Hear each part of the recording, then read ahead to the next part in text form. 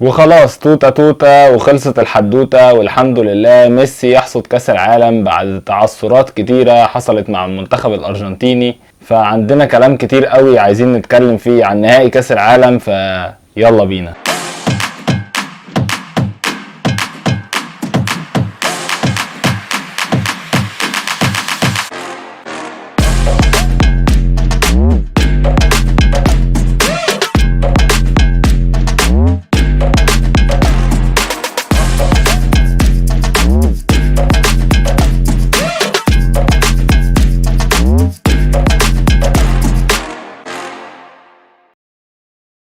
واخيرا ميسي حقق حلمه وحلمنا كلنا وياخد كاس العالم، وبجد دي كانت من احلى لحظات حياتي الكرويه واحلى ماتش تقريبا اشوفه في كاس العالم ده، لو كمان مش بره كاس العالم. وشفنا نهائي قوي جدا ما بين الارجنتين وفرنسا. الواحد كان فعلا قلبه ممكن يقف في اي لحظه في المباراه، بعد ما الواحد كان قال خلاص الارجنتين كسبت و2-0 والماتش مستريح وفرنسا ما جاتش المباراه. امبابي يبقى عنده راي تاني ويسجل هدفين في الدقيقه 80 ويرجع فرنسا تاني للمباراه، وكان ممكن يخطفوا الهدف الثالث قبل ما المباراه تنتهي، لكن لحسن الحظ يعرفوا يخرجوا ويروحوا الاكسترا تايم قبل ما فرنسا تجيب الهدف الثالث. وفي الاكسترا تايم الارجنتين وقفت على رجليها شويه بعد نزول باريدس ولوتارو، والارجنتين فعلا تعرف تتقدم بالهدف الثالث ويبقى كان خلاص الماتش هينتهي. وفي اخر 5 دقايق امبابي عرف يجيب ضربه جزاء ويسجلها عشان الماتش يولع مره تانية ونروح لضربات جزاء، ضربات الحظ اللي الحظ حالف فيها منتخب الارجنتين باداء رائع من حارس المرمى مارتينيز. فعلا اداء يخوف لاي لاعب، حارس مرمى فعلا مرعب، يعرف يوترك جدا وانت داخل تسدد ضربه جزاء، بيتحرك كتير يبقى عارف انت هتشوط فين. لكن امبابي عرف يسجل في ال3 مرات فيه، وباقي لعيبه فرنسا مفيش غير لعيب واحد بس هو اللي عرف يسجل ضربه جزاء من ال4 اللي اتشاطوا على مارتينيز. وطبعا كانت نقطه تحول في المباراه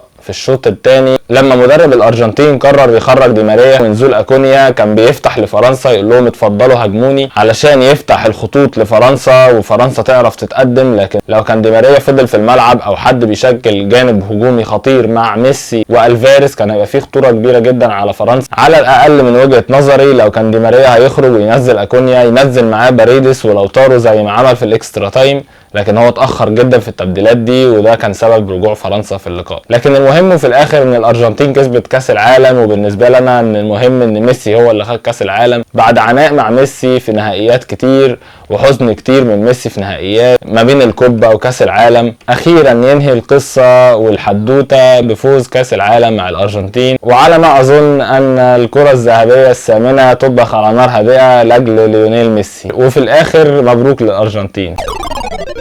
وكنت عايز اوضح نقطة واحدة بس، انا مشجع لمنتخب الارجنتين مش منتمي لدولة الارجنتين، انا راجل بيشجع الارجنتين وبحب ميسي لا اكتر ولا اقل. فحبي وهتافي للارجنتين في كرة القدم بس، لكن بره كرة القدم طبعا انا مصري عربي.